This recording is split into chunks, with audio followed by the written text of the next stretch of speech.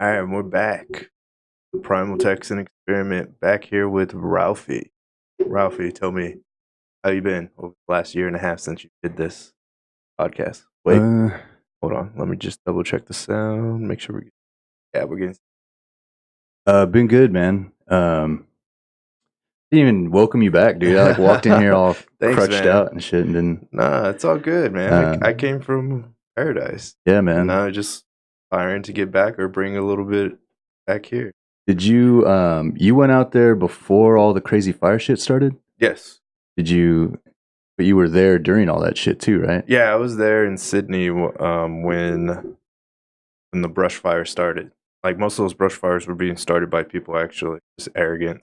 Like not intentionally, but just Sometimes intentionally. Sometimes it was kids just playing with blowtorches oh shit. out in the mountainous areas that were full of like old trees. Fucking Elon Musk's blowtorches or what? No. It's just little kids here and there, and also adults just being jackasses. Crazy.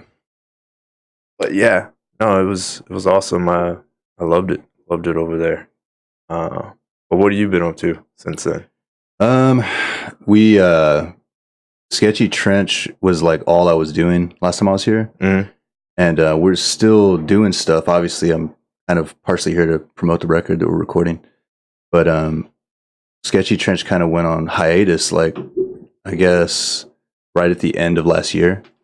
So at the end of 2018, I guess.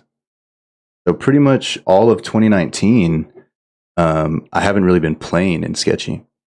We've been recording the record, but we kind of simultaneously like lost a guitar player and then started trying to write and record the record, which was time consuming. And then like we all kind of, because we weren't playing, we all kind of joined other bands.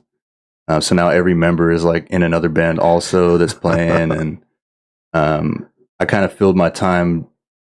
I also play in another band now. And then also we run this thing called Merch Vandal, which is started as like a web store, but we're kind of treating it like a label in that we promote certain bands and we like make merch for them and shit like that, and run events. And Okay. we wanted to put out vinyl too, and like actually put out records like a legit label, but it's expensive as fuck. And You can adjust the headphones if you need to adjust them. They pull up or down. okay, tight. I just had an itch in my ear. So yeah, we're gonna go full force with putting out vinyl records. But it was forcing us to start looking at how to make a profit with Mhm. Merch Vandal, which isn't fun. I just wanted to do fun stuff with my friends, not worry about how to make money. So that's kind of been sidelined now. We might still help, or like Sketchy Trench and the other band I play in. We're about to put out some records through other labels, and then Merch Vandal might just buy some copies at cost and put them on the website and promote them, so that we're still kind of helping, but not actually being like a legit label. So that was pretty much what I was doing. I was just putting together comps and shows and merch and running the web store. And then I also started working. So last time I saw you, I wasn't working at all. I was just doing Sketchy Trench. Like literally, it's all I was doing.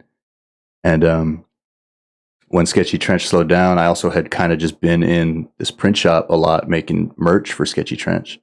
And the dude that owns it, Raul, he owns a shop called Next Day Custom Tees. And I was just there all the time. And he started offering me work.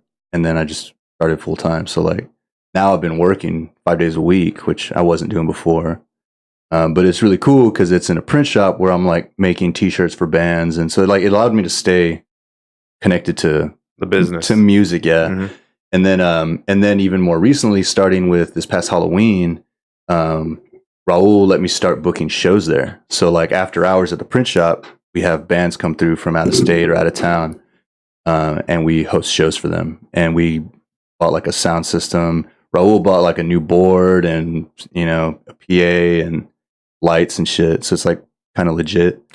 And then just in the main room, we just throw shows. That's awesome, man. I mean, that's great that you're bringing in all that equipment in, like new equipment, like make sure it's quality equipment. Because there's a couple bars that I've been up to in Austin that host shows, bands and all that, and I'm sure the band sounded fine. Mm-hmm. It's just that their equipment or the sound equipment that place was, the bar or the restaurant, whatever joint it was, just had shitty quality equipment, and it just made the music horrible, just loud ringing. So just make sure that sound quality's there. That sound quality makes it all worth it. Yeah, dude. Luckily, like Raul, he's like, before he ran that print shop, I mean, he's always been printing at home for like decades or something, but he was also playing in a lot of bands. And so like, he just kind of understands that a little bit. He also just kind of takes it seriously. Like if we throw a show, he wants it to be cool, you know, like he cares about it.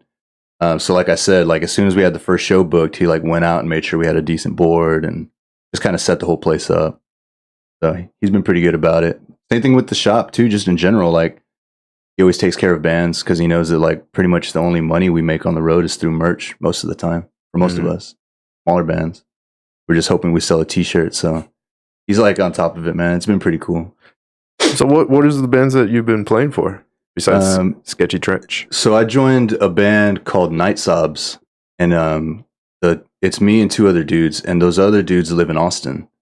And I run deliveries. Like we print at the shop. We print a lot of stuff for Austin bands too. So once a week, I was driving up there anyway, dropping off t-shirt orders, and this dude named Rudy had made like a post about my band needing a guitar player and Jeff's band needing a drummer, and he linked us in the post, right? And so I just, because of that, I clicked over to his demo and listened to it, and I thought it was really cool. I was like, well, shit, I'll just play drums for your band now. He was like, you're welcome to come give it a shot. And I did, and it worked out. And Jeff also plays in a band called Capitalist Kids, and they've been playing for like 10 years or more. That's like a punk band, but he wanted to do this other thing that's not a punk band. So Night Sobs is not a punk band. It's like, he calls it power pop. It's kind of like, it's a lot of like love songs that have kind of a retro sound to them. And he listens, like, he's a huge into like the Beatles and that kind of stuff. So it's been fun to do stuff other than a punk band. You know, it's a lot more chill and it's more focused on the songwriting in a way, like the lyrically. Like a Sketchy Trench is not really that much of a lyrically driven band. We always just write the licks first, the riffs, and then we're like, shit, okay, this needs words now, you know? But with him, it's like he's like kind of a songsmith in a way. So that's been really cool. And then it's cool just to play a whole different style of music. Just generally also playing drums instead of guitar has been fun because I used to play drums more. Kind of sucks because I need to buy gear now for all that. Buying drums is not that cheap, but it has been cool. And it's been giving me something to do. So like, I've also been recording a record with Night Sobs, which is going to be out pretty soon. And we're finished tracking it for the most part, almost done mixing. And then, you know, just playing shows with them and stuff too. Because when I say that Sketchy went on hiatus, like we literally stopped doing everything but the record. And so I haven't played a show with Sketchy since like over a year. So with Night Sobs, I've been able to go play shows, which has been good to be able to at least make some music here and there. And then, like I said, all the other members of Sketchy are also in other bands. So like Travis, our bass player, joined in Lemmings. And then Chia has like, our drummer, he has like several other bands because he plays trombone too. So he plays in some ska bands, and it's been good. When are y'all going to come back together and play live? The goal right now is just to finish the record as soon as possible, because the plan is to finish the record, and when we send it to press, we have, so that same dude Rudy that linked me with the Night Sobs guys, he's also starting a label that he's calling Beefcake Records. Yeah, and the dude is basically just like putting his life savings into this and really going to try to take it seriously, and he offered to put out the Sketchy record. So he's gonna, we're gonna put the record out through Beefcake. He's gonna send it to a press once we have it mixed and shit. And but that takes a few months. So what we want to do is put all the music online in between that time, between when it goes to press and gets back, and hopefully use the online links so that people can hear what they like. People who potentially would like to audition and be the new guitar player. Hopefully, you know, they'll have it on there so they can know exactly what they need to learn, what they need to play. And then once we have a guitar player, then we can start rehearsing, and then hopefully the vinyl comes back within a couple months, and then we can start booking a tour. Kind of sounds like you can set up like a little band member Craigslist. Well, we did some Craigslist ads too, like right away. And it works. You get a bunch of people to hit you up, and we had some cool people hit us up. But the reality is, like, we're asking a lot. You know, like, I'm essentially asking someone to, like, learn dozens of songs, and then have no input in the writing process, because they're essentially going to come in, learn the shit, and just go on tour. Then they have to be, like, free to go on tour. So they have to have some kind of flexible schedule. They have to have gear. They have to be, like, into the music, willing to jump around on stage. And then they have to be willing to do it all for free because we don't make money. Ooh. So it's just like, we had some people who hit us up and they had like all these credentials and shit. They were like, I'm ready to tour when you are, and everything lined up, except they were like, you know, like, what does it pay? It's like $0. So it pays nothing. You just have to like doing it. And then we had other people who were like totally cool with that. But maybe they only want to play a few shows a month because they have a family and a job. Other obligations, right? Yeah. Which is totally understandable. So it's just kind of hard to find the perfect person. I assume we'll end up settling for anyone who can tour and at least have stage presence and perform the music. So, but I thought it would help a lot to just put the music online. For one, just like to come back too, because we've been so inactive, and all we've been telling people is like, we're working on a record, you know? So as soon as I have it done, I think we should probably just be like, look, here's the record we were making, and then try to find someone to play it. Well, would you like to give a little sample? Which one would you like to play? Well, I brought 3, and one's like a really poppier one, one's like a heavier one, and then one's like in between. So how do you want to start? Let's go with the in-between. Okay, the in-between one is called Rolling Away, and we actually put this out on a Merch Vandal compilation already. Rolling Away? Mm-hmm. Just wanna grab off the box and push to the spot. Just wanna skate till all my berries are shot. There's nothing better than rolling away. Forget the world and skate every day. There's nothing better than rolling away. Forget the world and skate every day.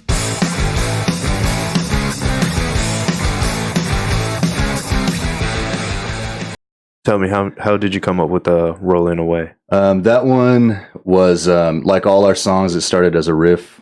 I just had this little kind of hoppy riff, and just fleshed it out to make it a full song. And then I kind of write about skating a lot. Some of the songs are about skating, or at least I use some kind of references.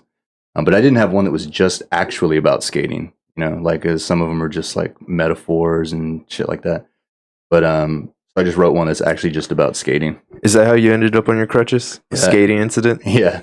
I was trying to boneless over like this log in this ditch, and shit just went wrong, dude. I landed half my foot was on the back of the board, and the other half wasn't. So my shit just like twisted.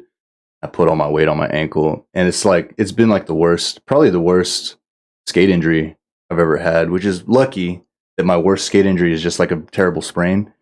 But dude, it happened on Christmas, and I'm like still in a boot and crutches and shit.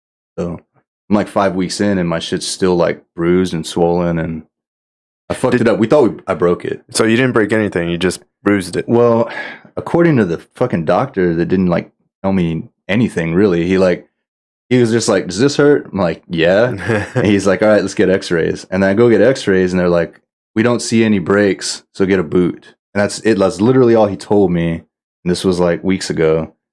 That was it. So I've just been like, the first couple of weeks, it was like really painful and shit. So my wife just, my aunt just hooked me up with like ibuprofen. That's it, dude. I've just been trying to just stay off of it, but it's starting to get better. I feel like I can put some weight on it. Usually about a month in, it'll feel better. I didn't break, but I fractured my big toe back in the summer of 18. Fractured my toe playing soccer, and doesn't look broken is what the doctor said, but it was just bent sideways, and there was no bone piercing out of the skin. So they're all like, "Oh, we can just pop it in place, but let's take an X-ray." So they took an X-ray. Yeah, it's just fractured. They popped it back to place. Just wasn't so painful that they popped it in place. It was just the noise. You literally hear the bone pop back in. Yeah. And then they gave me a boot to wear. And dude, were you wearing that thing during our last interview? I think you might have been. I might have been. Yeah, I think so. Was it during the summer? Dude, I don't remember, but I remember discussing it, like what happened to you. That's hilarious if it is, because I had a foot injury and now you have a foot injury. Yeah. But yeah, it was basically like it was throbbing all the time, and it took like probably 2 months when the throbbing just stopped, and all the pain went away. And then it took like probably a whole entire year just like flexing my toe and bending it myself with my hands to get it like almost 100% of flexibility back in my toes. You feel fine now? Only when it's not cold. Like when it's freezing, oh, horrible. I feel Damn like it. that whole area just Scare hurts. me. Now I'm worried that every February I'm gonna be all limping around. No. Just only when it gets cold. Yeah. You'll feel the pain. Yeah, now speaking of just the noise freaking you out, I had like last night some shit happened where my son like rolled over and he dug his elbow like into my eye socket and I heard my eyeball squish, right? Ooh. And dude, I like legit just like screamed. I was like, not like a shriek or anything, but I was like, like, because I was like scared that like I just got seriously injured, like for no good reason, And I got up, dude, my shit was like watering, it was fucking throbbing. And then this morning it was totally fine. But just the sound of it is what excited me, where I was like, oh, great, here we go. But nah, it's all good. So working at the t-shirt shop, how's that going? It's been cool. Well, it's as cool as working can be, I will say, because I'm still spending most of my time there, which, could be considered bad if you're trying to be doing other things like making music or skating or something. But overall, I think it's good. Not just because it's probably the coolest job I've ever had, which it is. I mean, I essentially go in there and make cool stuff, and the boss and everyone that works there is really cool. There's a lot of other cool things about it that you just kind of, if you've been like years in the service industry or in the food industry, it's like just not having to wear a uniform is really nice. I can pretty much wear whatever the fuck I want there, and so that's been cool. It's just an overall cool job. Also, it's like a little extra cash that I can be putting towards all these musical projects. Sometimes it's towards merch vandal stuff. I mean, anything I make at that shop, it's all going into just music projects. So whether I'm trying to do some kind of stuff for the shop, sometimes I'm just trying to make sure that the road bands that we book for shows there are getting paid, because that's tough. Or like I said, I'm trying to put a drum set together for Night Sobs, or trying to finish the record with Sketchy, and all these things that whereas before, like, I was only doing Sketchy and it was essentially self-sufficient. Like the money we made on merch or at the door from shows, because we were playing like 2 shows a week, that money paid for anything that Sketchy was trying to do. So when Sketchy stopped playing, we weren't making money. We weren't selling merch or doing anything. If I wanted, I would have had to like just ask my wife for money, So it just kind of worked out right around that same time I started working there. And so now it's like I can do my own music bullshit without like being this additional financial burden on my wife. So that's another reason why it's been good. The other really cool thing about it is that Raul lets me take my son. That's great. Yeah. So I'm with my son all the time. So he goes to work with me, he chills there. And like we go send out on jobs or errands or deliveries or whatever, and he's with me the whole time. So it's like, it's dope. I get to just be with my son all the time. The only thing now coming up is that when I tour, will be the next hurdle. Because before I had kind of a situation set up where I could tour and we had someone to watch my son. That has changed. So the new plan is I actually moved. I have a homie named Crazy Dave. Crazy Dave, who he was up in Denton doing jack shit, being a fuckwad. And so I was like, dude, quit being a fuckwad up there and like move in with me and help me with my son when I go tour. He was just like, okay. So basically this dude moved down here, and now when I go tour, I'm going to have like a personal bodyguard for my kid to chill at the merch table. In exchange, I was like, come up here, live rent free, like help me basically. Help me pursue more music goals. And so yeah, that's the plan now, is to take my son on tour, which is a little... How old is he? He's 12. Okay. And it's a little scary in a way, just because there's parts about tour that are uncomfortable. Yeah. And so I'm going to be putting him through that. There's also like a lot of cool things about it. And I think we might have discussed last time, so you might remember, but he's like autistic, nonverbal. So that's another scary part about it. But at the same time, it's like I would want him to interact with people and see places, and it's also just personal for me. Like I just want him with me all the time. That would be, to me, that's like the ultimate, would be able to go do what I want and have my son with me all the time. So we're gonna give it a shot, and I'll probably start with like a short Texas run or something, where it's just like 2 or 3 days, where he doesn't, because he's not. Hasn't been many times when he's been gone from his own house for 2 or 3 days straight.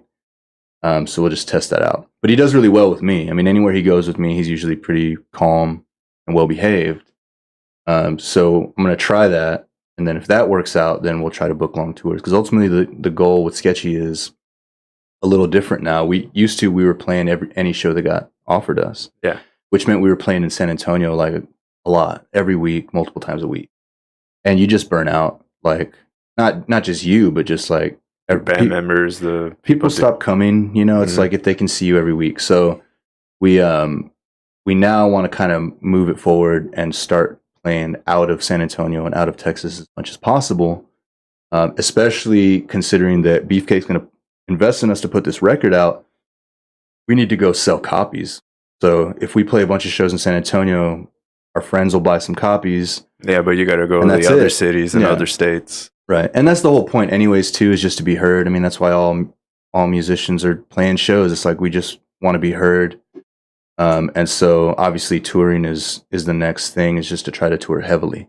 Because before we had done a couple short runs where it's like a week and a half or something like that. And we did a couple a year. But ultimately, I'd like to just be on the road all the time, and pretty much just doing that. So that's kind of what we're gearing towards now. Where would you like to make a run to? Anywhere we haven't been would be cool. So we haven't been to like the northernmost parts of either side of the country. We haven't been to like Washington or Oregon. Really? Nah, and we also haven't been to like New York and Massachusetts, like that. We haven't played the Southeast either. So that direction would be cool. And we have some friends or friends of friends that could probably help us out with that. But we've done West Coast and Midwest. And so it would be cool to just hit the other parts. I just want to play everywhere really as much as possible. Because that's the funnest. There's so much stuff to do when you're in a band, but like that's always the funnest part. It's just to be playing shows. So. And how does that usually work when it comes to like booking shows when you do on tours? Is it you do it personally, or you have some agent media that does it for you? You could do both ways. Like I know some bands that they have someone do it for them, and I've never done that, so I don't know. Their tours look cool. Like I see their flyers, and it's full of dates, and they're playing cool spots. And I guess maybe that might also really come in handy when you're trying to play in another country. Maybe, I don't know. We haven't done that either, but all the stuff we've ever done, I book myself, and I do it all through Facebook, dude. Really? Yeah, Facebook? like as much as Facebook is a pain in the ass, I really do use it for all band communication. Almost all. We use Instagram now a little bit, which I wasn't using before. But yeah, dude, Facebook and Facebook Messenger, dude. That's how we do everything. Like it might be as like kind of reachy as just going into a punk forum for that city, and then just being like, are there any punk bands that want to play this date or that can help us get a show or whatever? But a lot of times it comes from people that you've met, which is another benefit of booking shows for other bands. Yeah, I think, didn't we meet through Wayne? I think Wayne connected us. Was it? Yeah. I believe so. Yeah, it was Wayne, yeah. Yeah. And that's how everything goes, dude. Yeah, you know someone who knows someone else. Exactly. So that's been really good too with being able to book shows out of the shop. Well, one good thing is that my son can be there because all the shows are all ages. Yeah. I was booking a lot of shows at bars, and my son can't go. Yeah, you can't go So, to bars. Again, I'm just trying to gear everything to where he can be included all the time and tag along. So I've been booking shows at the shop, and I always make them all ages, and they're always donation based, so anyone can come even if you're broke. A little tricky because I also need to make sure the bands get paid. But usually people are good about donating, and then they sell a little merch. And if Merch Vandal needs to go out a little bit out of pocket to cover it, that's fine, as long as they get some gas money or whatever.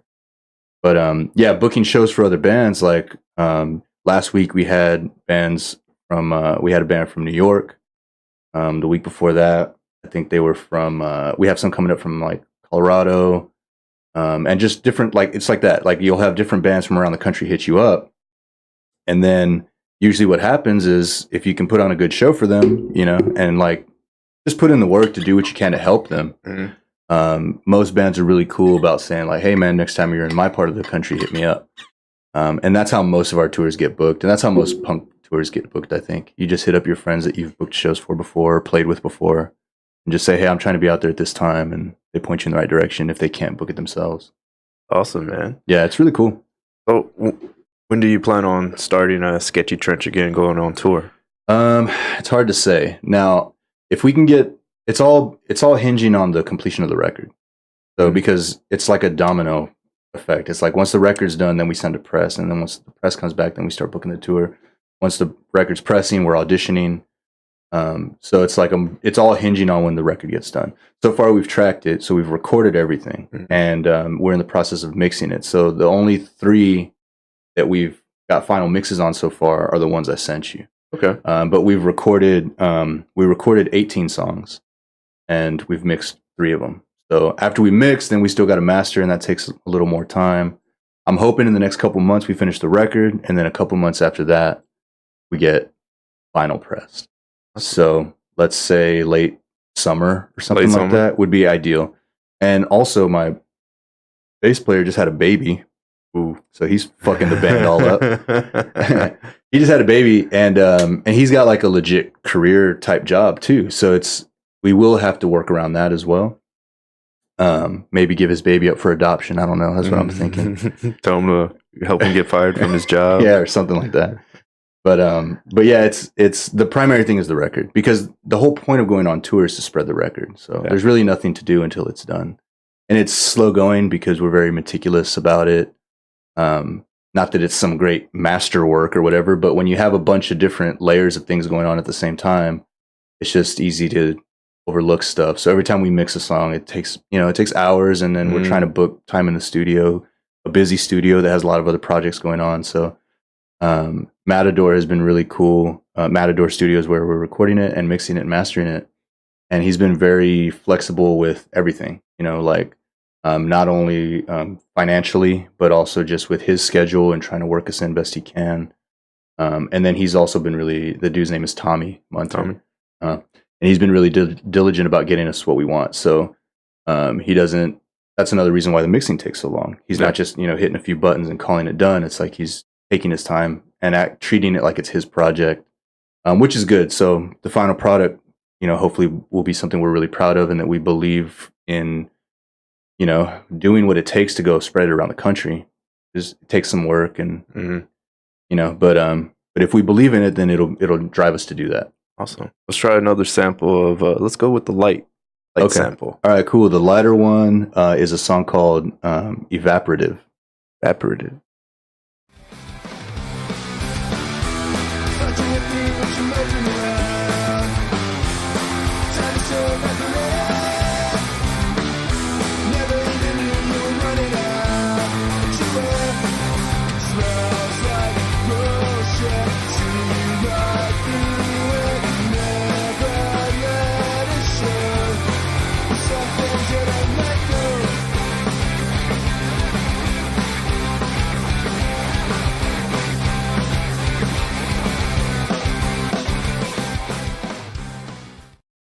Tell me a little bit about that one.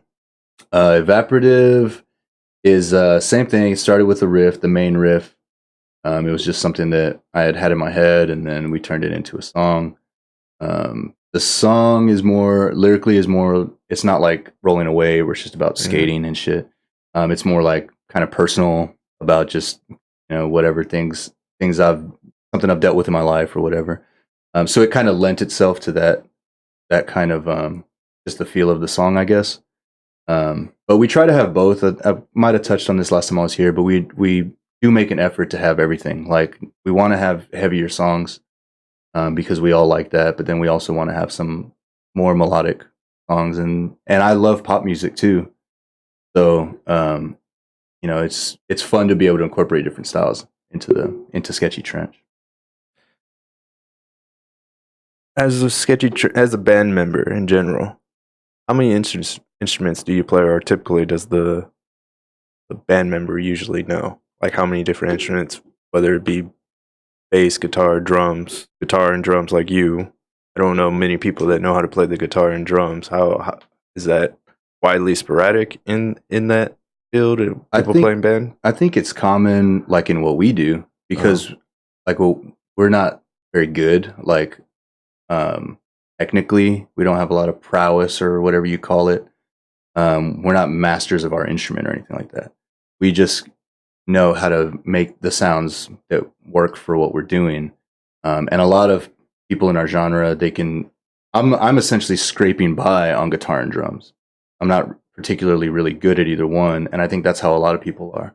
So like my bass player can play guitar, and like I told you, my drummer plays trombone and shit. And I think that's kind of normal to be able to play a lot of different, especially just like garage type rock instruments. You know, it gets trickier when you're actually trying to like be good at piano or fucking woodwinds and shit like that. I feel like those take more effort, but I think a lot of people can get behind a drum set and keep time. You know, and if that's all the band needs you to do in that particular genre, then you can be a drummer. Oh, that's easy, man. You make playing drums sound easy. Well, it can be. I've tried, and I suck at it. So maybe you're playing the wrong genre, dude. Join a punk band. Could be. Remember that picture I was showing you earlier? This one? Oh yeah, that is Salzburg, and that's actually where Mozart's from. Oh, no shit? Yeah. Now tell me if that doesn't inspire, like, creativity. Where's Salzburg? Austria. In Austria, okay. Yeah. I thought you were going to tell me that you took this photo yourself. No. No, Australia doesn't have quite old cities like this. They have newer cities that are pretty good with metro compared to this city. But I don't want to get lost in that. But yeah, that brought me up because I've been reading Mozart. Not autobiography, but a biography about Mozart and his life. It's pretty crazy, man. No shit.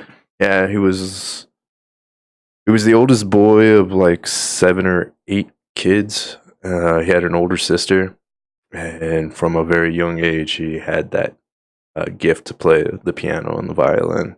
And it's a crazy journey that he's had, even with as he was growing up, and then the family that he started with his wife and his 2 kids, like.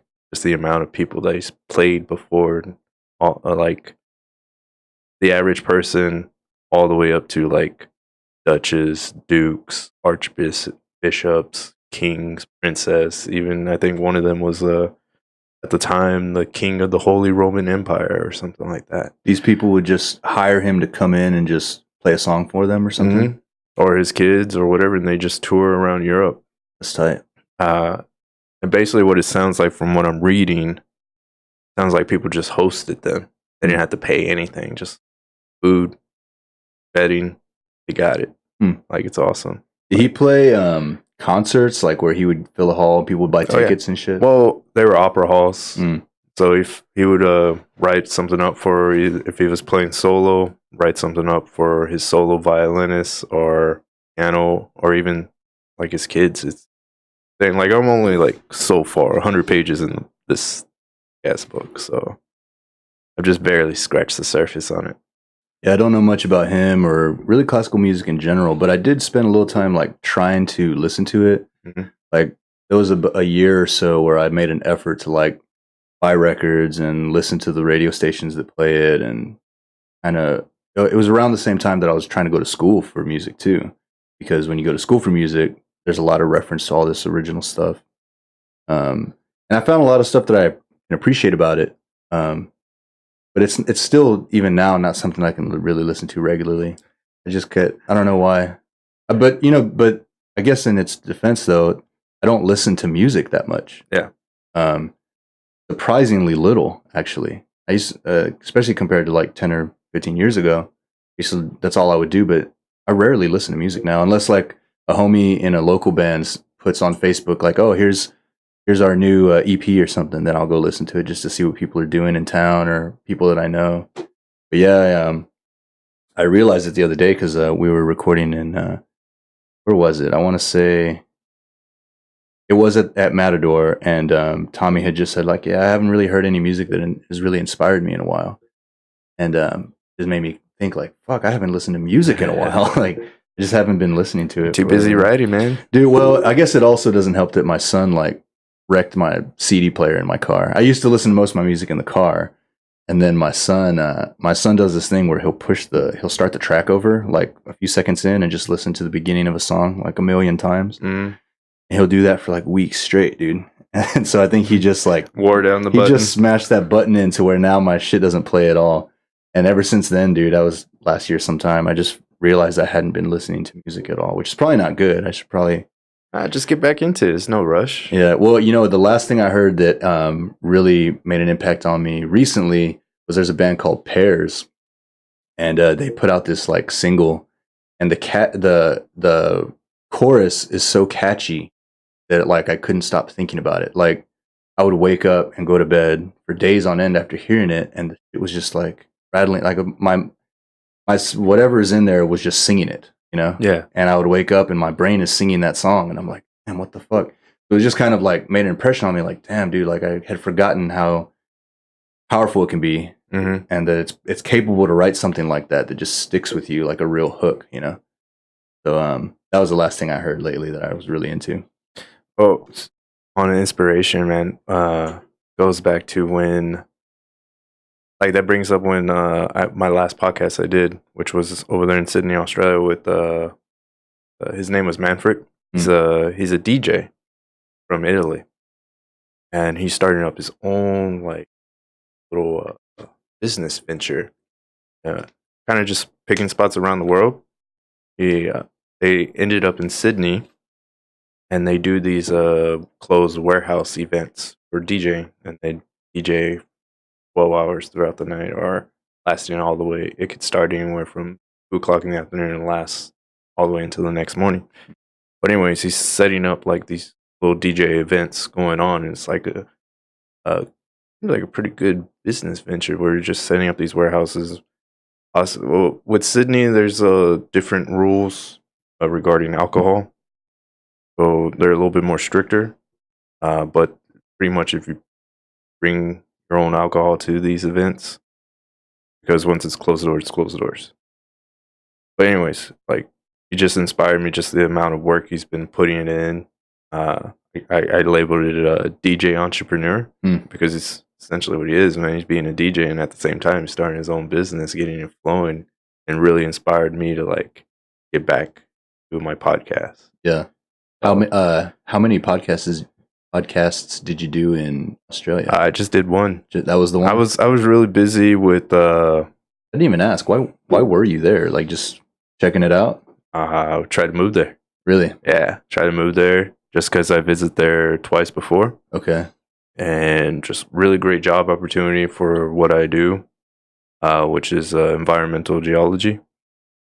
So I got a great opportunity to work on this light rail project in the city, and it was like a $3 billion project. And I ended up taking control or supervising from the environmental aspect, like from the city onto this little suburb called Surrey Hills. But over time, and as I got more and more experience, and also people leaving, I essentially became like the senior environmental advisor. Like, damn, hell yeah!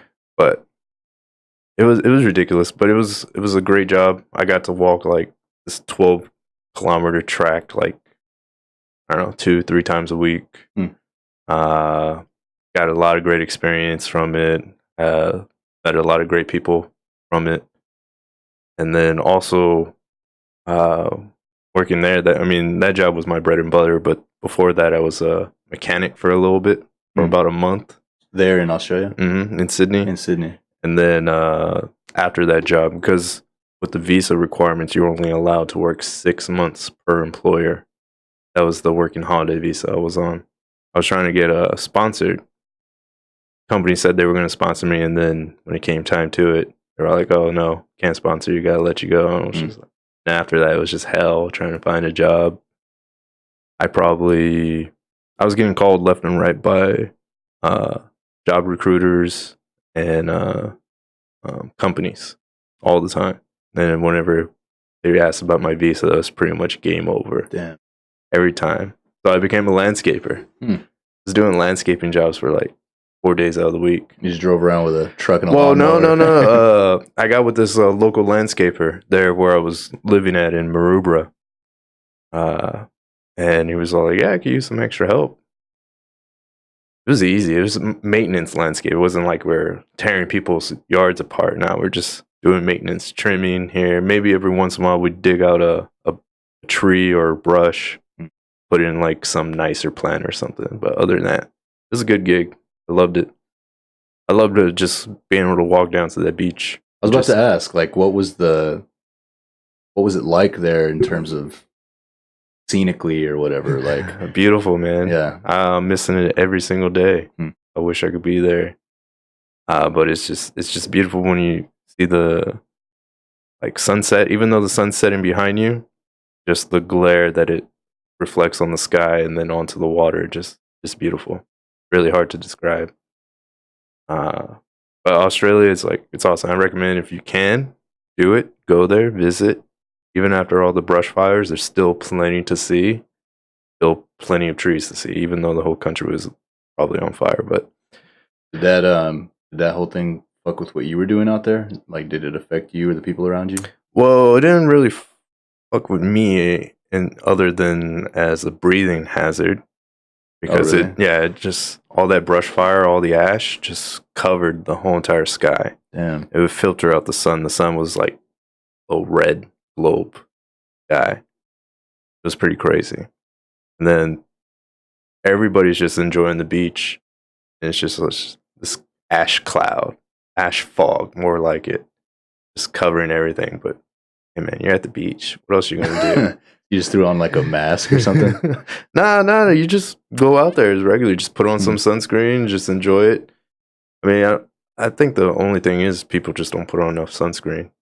But the breathing, that sucks. It doesn't matter whether you put on a mask or not, but it just sucks either way because the air is just full of smog, and it's not going to get little mask isn't going to block all that, Right.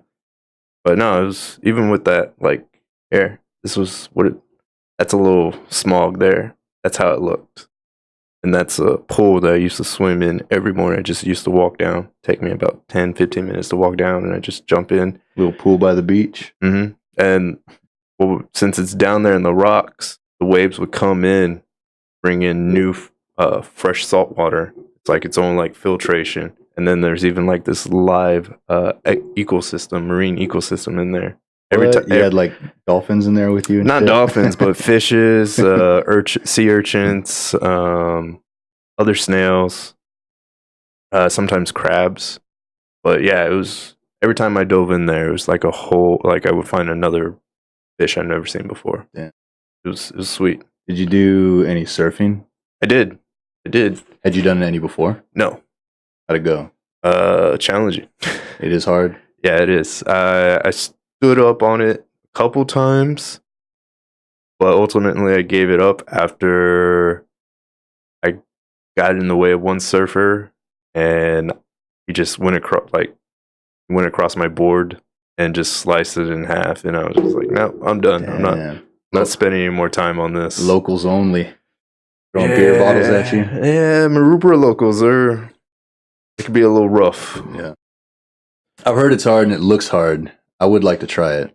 I always think that because I skate that I could also snowboard and surf and everything else, but I mean, you have a pretty good like core already built up for it since you already do all that. It's kind of like the same mechanics. It's just learning how to balance that board on water. Yeah.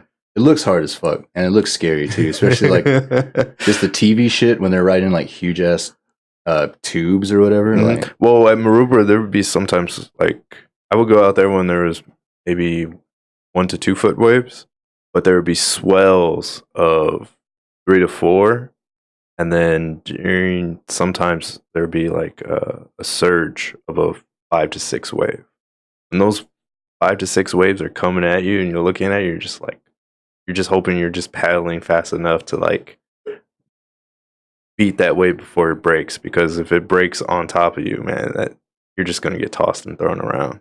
Crazy. There'd be sometimes like the really good guys, the guys that have been doing it for years, are just able to like duck dive underneath it with their board and somehow still come up on top like it was just nothing to them. I was just like, damn, I don't know how you're able to do that. Like that's just experience. Other than that, Master board, dude, was that expensive? actually, I got that board for free. Oh, all right. So that's why I was just all like, I'm not gonna pay for another. I also had like that was a 6'5" board. What does that mean? 6 foot 5 inches. Oh, okay. And then I had a 7 foot board as well. But that board was way too big. No, it was 8. I rented a 7 one. Yeah, it was an 8 foot board, but it was just way too big for me, and I wasn't really wanting to catch like whitewash waves with it. I wanted to catch waves. But anyways, that was a good little sidetrack. Tell me more about Sketchy Trench. How many more songs are y'all going to put out on this album? Well, I mentioned that we recorded 18, but there is kind of a somewhat consensus building that that's just too many for a record. It might be too many to fit physically on vinyl, just because you have limitations with the space on physical vinyl. So 18 may be too many for that reason. Also, it seems like 18 is too many songs, even just like for a band camp or something. Like if you give someone a link, like what are they actually going to listen to 18 songs in a row? I don't know. You would like to think they would, but I've had, friends put out good records, and then other friends listen to them and they're like, dude, this shit's like 15 songs long. I can't listen to this whole thing. Right. And like, they just go about their day. And yeah, I don't know if it has something to do with just in general, the way people consume media now in short bursts or something, but it just seems like 18 is too many songs. So if they're all good and we can fit them all on a record and they flow well, that's another thing too. The sequencing of it has a flow is important. Yeah. They need to all fit together in a good way. If all that works out, then I plan to put 18 songs on this record and just get them out the way. If for whatever reason it doesn't work, some of them we just don't like, then we'll scrap them. Or if they don't fit, or we decide we don't want to put that many out at one time, then maybe we'll save a few and put them on splits or compilations or something else. So that's one of the reasons why I asked you for like 30-second clips, because that's usually an attention grabber. Oh, really? Yeah, 30 seconds. Like even if your songs aren't, if you put that 18 out and no one's listening to, like, let's say past track 10, then you just start making 30-second clips of those. Like different, like if that song's 4 minutes, you can make 30-second clips out of that. Pick the best 30 seconds you want, throw it on there, throw it on social media or something. Boom, bam, you got people starting listening to tracks that they're not even able to, or not even putting in the effort to listen to. Yeah, now that you mention it, because at first I was like, dude, let's play the whole song. Like, I just want to premiere these fucking songs. But now that you mention it, that Pear song I was telling you about that got stuck in my head, it was like a 30-second clip. And they basically just played like a little bit before and after the chorus, and mostly it was just the chorus. And that was the part that got me. And then later I listened to the whole thing, and I kind of was like, wasn't all that impressed with it. But the chorus was still great. It's like I just wanted to hear that chorus over and over. So I guess you have a point. It does work. It's just content and just putting stuff out there that people don't listen or don't watch. Like I have like my YouTube videos, I have tons of segments that I'm just making clips out of because the data is telling me is that people don't watch these. Like either because they lose interest and they don't want to wait for when that next sparking conversation comes along. So I'm just making clips out of it. I'm just making either anywhere from 30 to 1 minute, maybe 2 minutes. 2 minutes, I would say, is like the most you would probably want to do. If you just want to do like a short clip. For music, I'd probably stick with the 30 seconds, though. Yeah, I was going to say, a lot of our songs are like maybe 2 minutes long. A lot of our songs are shorter than that. And that was the thing, too. Like, I wanted to play the whole songs originally because I was like, well, 30 seconds doesn't, you get maybe a verse, but like you don't get to hear. Because another thing with Sketchy is like a lot of the songs are usually kind of like developmental. Like it starts with an idea and then that idea gets bigger and then it changes and there's a variation. And And then you want to loop it back to the main idea. It's the same lead with different chords, or it's a new harmonizing line comes in. Like we build, and so I was like, man, if I only show a piece of it, you're like not getting the song, you know, you're getting like whatever I put there. That's why you give me your best piece. I tried to pull out a piece that I thought sounded cool. But even with the little pieces that we're playing here, there's definitely like so much else going on in the song that I was just like, man, I couldn't find one segment that just played everything going on in the song. You know, it's like you have to listen to the whole thing. But yeah, even then, like I said, most of our songs are 2 minutes long or less. It's kind of the average. Okay. I know you said there are 18 songs, but is there any of those 18 songs that you can convert into one song? Since they're only like 2 minutes long? Maybe, but we that's like an intentional thing to not make our songs long. Just because most of the time, the way songs are long is they play the same thing over and over. You get three verses, and then you get 3 or 4 choruses, and you have a solo and then intro and outro or something like that. But for me, by the second time I've heard the chorus, unless it's this damn Pear song I keep talking about, by the second time I've heard the chorus, like I get it, you know, and it's cool. And if the song ends, then it's like I might want to hear it again. But if I have to hear the chorus 5 or 6 times before the song ends, like it just gets, you know, old, and then I don't really want to listen to the song again because I know that to hear the chorus once, I'm going to hear it 6 more times, and I just get bored with repetition in general. And repetition is important. Like you need that to establish the idea, the musical idea. Like you need to hear it more than once to, you know, to say, oh, well, that's the chorus, or like, oh, okay, I see what he's doing there.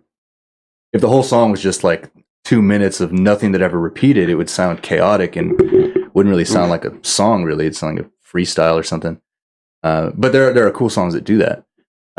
But I just try to minimize repetition just because I personally find it boring. I think it's boring to hear the chorus 5 or 6 times. So some of our songs don't even really have a chorus, or if they do, you hear it maybe once.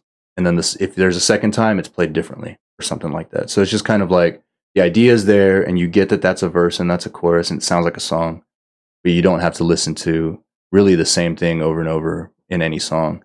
So yeah, our songs are 2 minutes, but there's not really anything. It's not really wouldn't fit to combine them.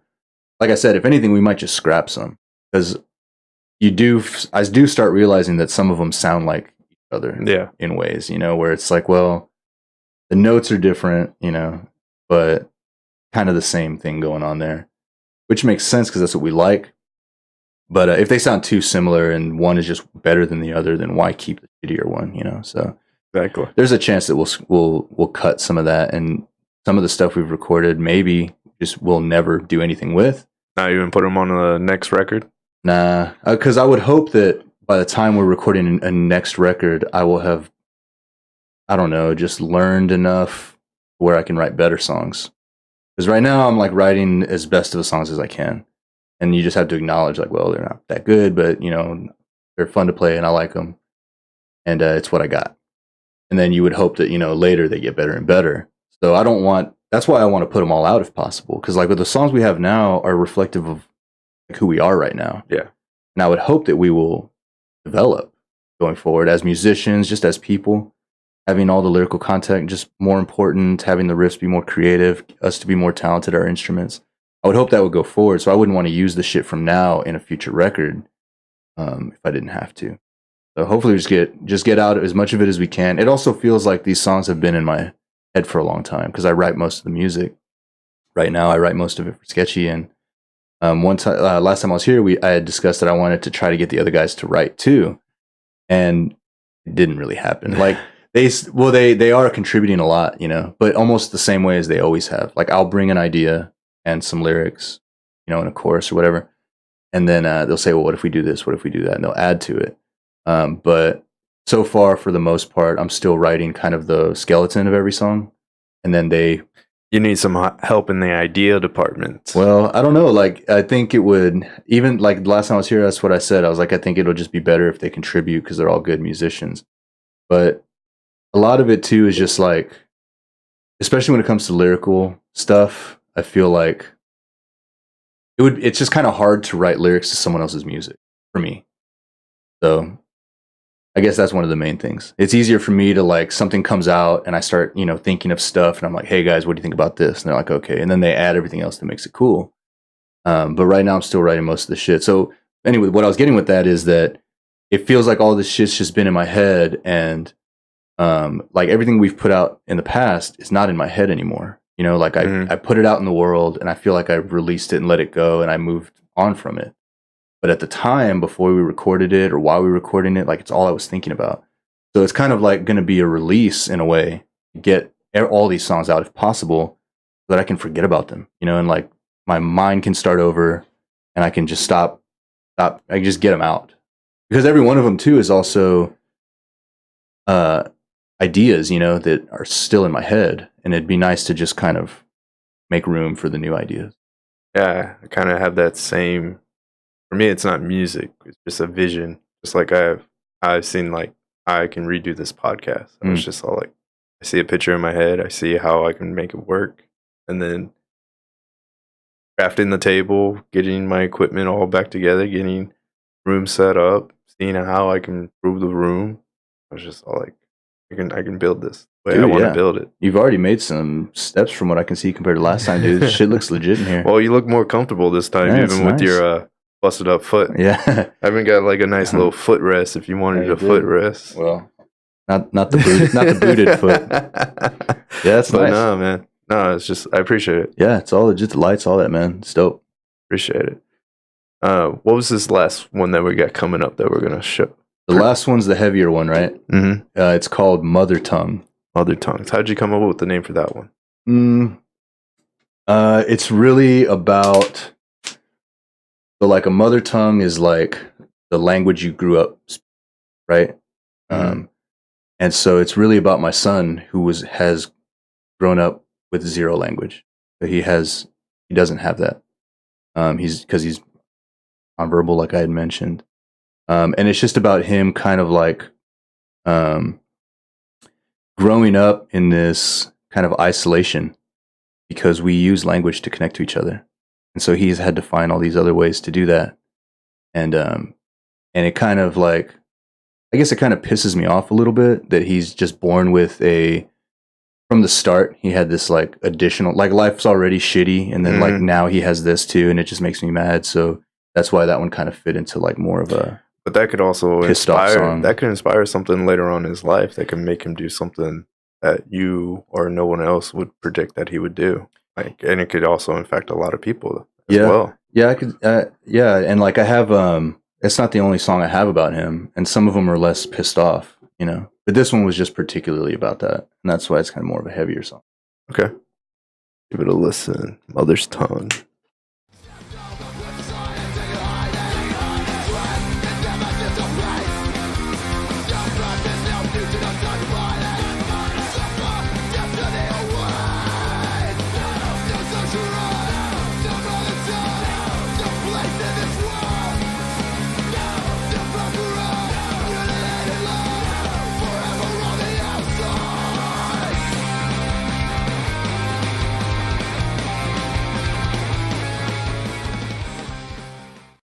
How did the writing come up for Mother's Tongue?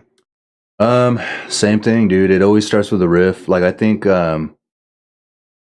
actually that riff was written. I have like 3 or 4 songs, maybe 4 or 5 that were actually written by a good buddy of mine, named Rodney.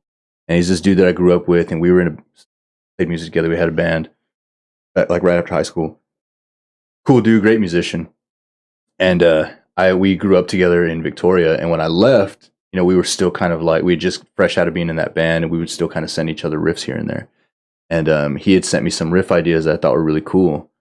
And he had always played a lot heavier music. Like even the band we were in was kind of like a grind thrash type band, just very aggressive and heavy music. And but he could also write these kind of more melodic riffs every now and then. And we had talked about like we should start another type of band at some point.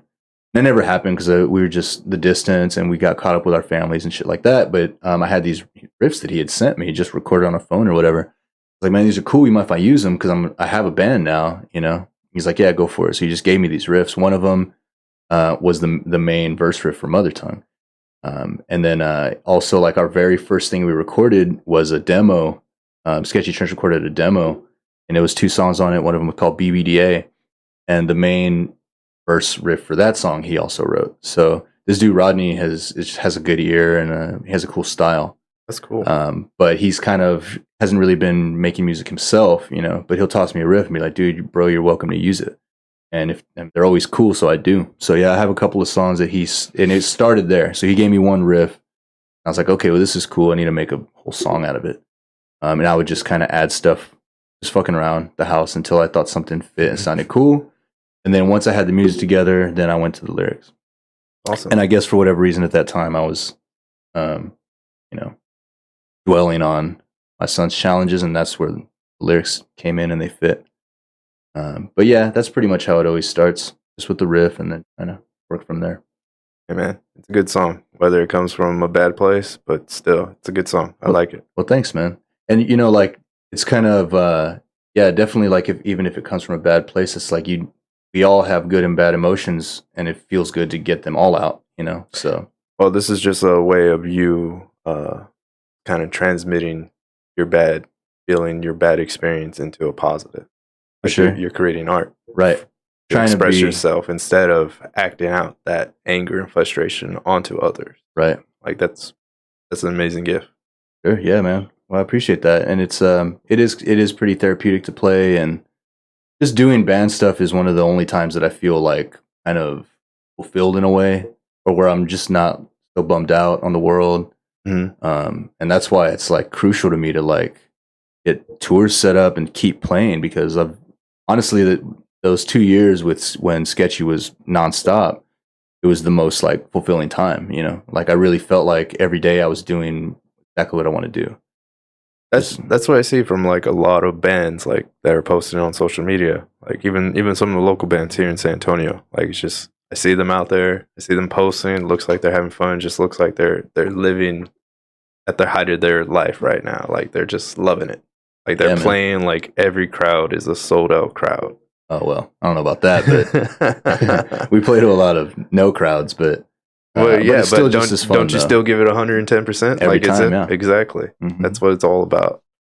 All right, Ralphie, thank you for coming on. Yeah, dude. Sketchy Trench, can't wait for them to come on with the full album.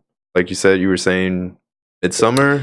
I'm hoping midsummer we're booking tours, so hopefully the actual physical vinyl's in our hands by that time. Hopefully a couple months before that, I'll have everything online for people to check out. Awesome. More than welcome. Give any shout outs if you like. No, dude, just you, man. Thanks for having me again. I really appreciate it. Thanks for coming on, man. I greatly appreciate it. Thanks you, man. So much. Yeah, dude. Awesome. Let's go watch some worthless Super Bowl now. Oh, fuck that.